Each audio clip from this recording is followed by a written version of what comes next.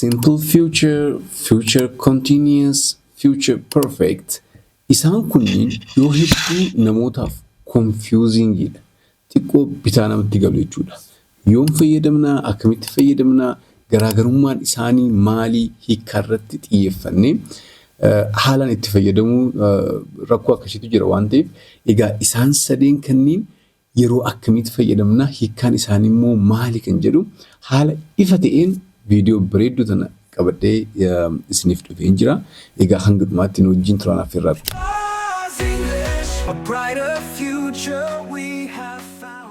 Good. So isaan sadeen kunniin simple future, future continuous and future perfect. Isaan sadeenuu gochaa gara fulduraa raawwataman itti ibsuuf itti fayyadamna jechuudha. Garuu gochaa gara fulduraa raawwataman itti ibsinus jidduu sadeenitu garaagarummaan jira. Tokkummaan isaanii maali? Future mul'isu, wanta gara fulduraa ta'uuf malu mul'isu. That's their similarity. But their differences are like this. Let me show you in detail. This one, simple future, is actually used to talk about a plan. You know, what will be happening in the future. For example, look, simple future. If I say, I'll study tonight. Look, I'll study tonight. Isa kana laala.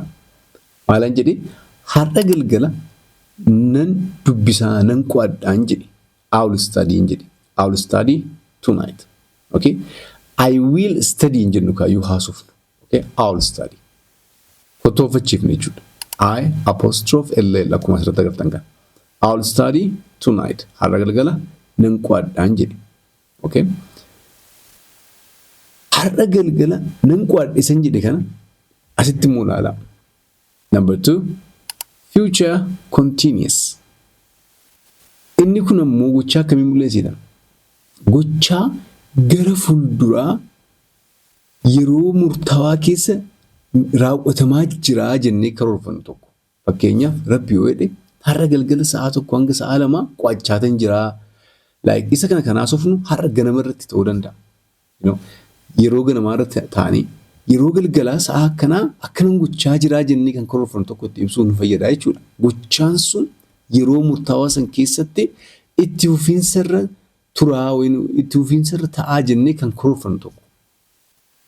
Look, I'll study tonight. Asitti maalan jedha? Har'a galgala dubbisaan jiraa yoo Rabbi. I will be studying tonight. I'll be studying tonight. Okay, fakkeenya biraa. I'll play football next week. Yookaan immoo I'll play football tomorrow morning. Boruu ganama kubbaa miilaa nan taphadhaa mire I'll play. Okay? The good thing is, look, the good thing about will is hundaafu tokkuma jechuun abbaan dhimmaa qeenxees ta'uu danuus ta'uu hundumaafu will. Okay? Will jennee achi booda verb 1. So I'll play football tomorrow. She will play football tomorrow. They will play football next week. Anytime in the future. Okay? I will play. We will play. They will play. You will play. Okay? So that's simple future. Nan godhaadha. Okay? Sinifan of agaran. Perfectly setta mul'isa. Eshi negatiivii yoo ta'e akkam goona. Hin taphadhu boru ganama kubbaa miilaan taphadhu jechuu barbaanne immoo asumatti ajjeesnee garan dhufna. Ila I will play football kan jenne kana. I'll play. Yoo haasofnu I'll play. Hin taphadhu jechuu barbaanne maal jenna? I will not play football tomorrow morning. Morning hin jenna. Ainijin sagale jedhu qabdi. Okay? Playing. Okay? Morning. Jumping. Jenna malee nig jennu akkanu jennu jechuudha. Running wanta akkasiin jiru. Ingilifaan akkasiin jiru. Sagale jedhu qabdi dhumarra ainijin hundi jechuudha. Anyway, I'll show you here. Kanaafuu tomorrow morning I won't play football tomorrow morning. Yoo haasofnu I will not play kan jedhu kana maal goone jechuudha. Ilaas ilaala. I won't jenna. Okay, WON''T. That's spoken language. So I won't play football tomorrow morning. Boru ganama kubbaa miilaa hin taphadhu. She won't play, they won't play. Akkuma isin jedhe abbaan dhimmaa murteessaa miti jechuudha jechuun jijjiiru. So abbaan dhimmaa jira will gooneetitti achi booda maal goona verb one verb irratti waan dabalu to play hin jennu playing hin jennu. Okay, play, I'll study, I'll go to school, I'll go jenna malee I will jenni going hin jennu, I will went hin jennu, I will play jenna malee I will played hin jennu, I will playing hin jennu, I will jennaan play. Done. Okay, so gaafii gochuu barbaanne immoo question will you play musin gaafachuu barbaada boru ni taphattu will you play football tomorrow jen you understand. So will you play, will she play, will he play, that's simple future. Very good. Okay, amma gara nuuf nakalaala inni lammaffaan kun maali future continuous kan jedhu kun ammoo gochaa yeroo fuulduraa keessa in progress ta'a jennee yaadnu tokko yookaan ammoo itti fufiinsa irra jiraataa jennee yaadnu tokko. Fakkeenyaaf namni like boru ganama the whole morning maybe sa'aatii 3 hanga sa'aatii 5 barachaa turu tokko maal jedha yookaan qo'achaa turu tokko maal jedha yoo rabbi jedhee boru sa'aatii 3 hanga sa'aatii 6 qo'achaatan turaa barachaan jiraa akkana gochaan jiraa jedhee ila guyyaan ganaadhaan gara fuulduraatti beeka hin geenye yeroo gara fuulduraa san keessa garuu gochaa kana raawwadhaatan ture dheetii namicha as taa'ee karoorfate jechuudha. Fakkeenyaaf namni a person who is about to go to Addis for example like tomorrow morning if God wills I'll be going to Finfinne boru ganama. Okay, yoo rabbi Finfinneen deemaa jira nama jira tokko laala ganaa namichi hin eegalle bar as jira garuu karoorfachaa jira boru karaarran jira deemaa jira. So it's continuous in the future time jechuudha. Sa'a gara fuulduraa san keessa gochaa maal ta'a jira jechuudha adeemsifamaa jira jenneeti karoorfanne jechuudha. Very simple and different from simple future. Laala ammas maal jenne I'll play jenneemi nan taphadhaa gara fuulduraa gaa isa kana laala I will be jennama biin dirqama bii qofa miti kan daballu sitti I will be playing football tomorrow morning boru ganama kubbaa miilaa taphachaa jira yoo rabbi boru ganama gara Finfinneen deemaa jira I'll be traveling or I'll be going to Finfinne tomorrow. I'll be studying English tomorrow morning. You see, I will be jenne I inni jindra qaba mastigala rakkoon ijoolleen untumaan siitan I will be erga jedhan booda play that's wrong. She will be study that's wrong. Lala isaan kanneen agartanii I will be play jennaan hin ta'u she will be study hote hin ta'u biin jiraannaan I inni jindra qaba jechuudha. Lala no what that's it. It's simple guy. By the way, we say it's a piece of cake, you know. Tomorrow morning, sa'aan garuu yoo lafa kaawame gaariidha. Sa'aan gochaa hin raawwachaa jiru sun osoo lafa kaawame irra caala understandable ta'e jechuudha. Amma ganaa gara future perfect dhufne namoonni ni ulfaate ulfina isaan agarre you will see. Okay, and when we speak we can easily use it. Okay, when we write we can easily make use of it, you know. Look, I will be playing football tomorrow morning. I'll be studying English tonight. The same. She sote, he sote, they leogen, you leogen, the same. Jiram ninjiru structure keessatti jechuudha. So they will be playing football tomorrow morning. You will be watching YouTube channel maybe tonight. Okay. Maa jechuudha har'a galgala akkanan gochaa jira yoo rabbi boru ganama Finfinneen deemaa jira I'll be traveling to Addis I'll be going to Addis or Finfinnee. You see, so this shows progress in the future.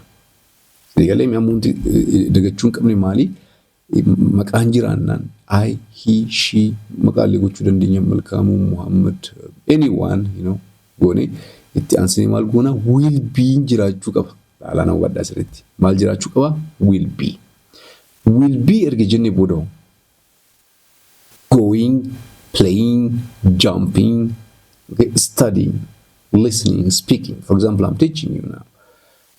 So I have a plan to make a video, another video like tomorrow. So tomorrow this time, I'll be making another video for you guys. I'll be making. Okay. Egaa akkuma inni hundi jiru pronunciation illee hubannaa keessa galchuun gaariidha. I will be going jennu. I'll I jenne apostrophe ll bakka I'll be going jedhamu laala fiilmii isaanis laala amma yoo hedduu pronunciation irratti kan rakkanu viidiyoo isaanii faranjoota dhaggeeffachuu kan dadhabnu oduu achi dhufu sirboota adda addaa kan hubachuu dadhabnu maaliif haalli ingiliffaatti haasofnu fi haalli isaanii taasisanii samiif dachee like our English is bookish English nuti ingiliffa kitaaba irratti barraa'ee jiru akkuma jirutti isuma full stop maaf kuma keessa ganna malee akkasumatti haasofna. Okay. I will be going to Finfinne, No. Afaan Oromoo keessa haasofna naasunu walitti hin haasofna. Okay. La walitti hiineet haasofna kan jedhu maaliin jedhamaa walitti hin haasofna jedhama walitti hiineeti haasofna jedhama. So it should be natural. Haala kana shaakaluu qabna jechuudha. Kanaafuu I'll be going to Addis tomorrow. I'll be studying English tonight. I'll be studying English. I'll be studying English. Okay. Pronunciation irratti video bareeda isin qopheessan jira. Recently post ni goona. Negative gochuu barbaanne immoo I will not be going to Finfinne. I will not be going to Finfinne. I will not jenna. I will itti aanit nootiin dhufa achi booda biidha. I will not be studying tonight. I'm feeling sick, so I won't be studying. So yoo kutoonfachiifnu yoo haasofnu immoo kan goona laalaa isa I won't be. I erga jenne booda won't. Okay? W-O-N apostrophe T. I won't be studying English. I won't be going to Adama tomorrow. Deemuutti hin jiru saa kana dubbisuutti hin jiru. Okay. In the future jechuudha. Okay. Hopefully isa kan sirriitti hubattanii jirtu yaada. Let's come here now. Maybe gaaffii gochuu barbaadde will you be boru saa akkanaa fakkeenyaaf ati Adaamaa deemuutti jirta laata? Will you be jennaan will you laala gaaffisa. Will you be going to Adama tomorrow this time? Boru saa akkana Adaamaa deemuutti jirta.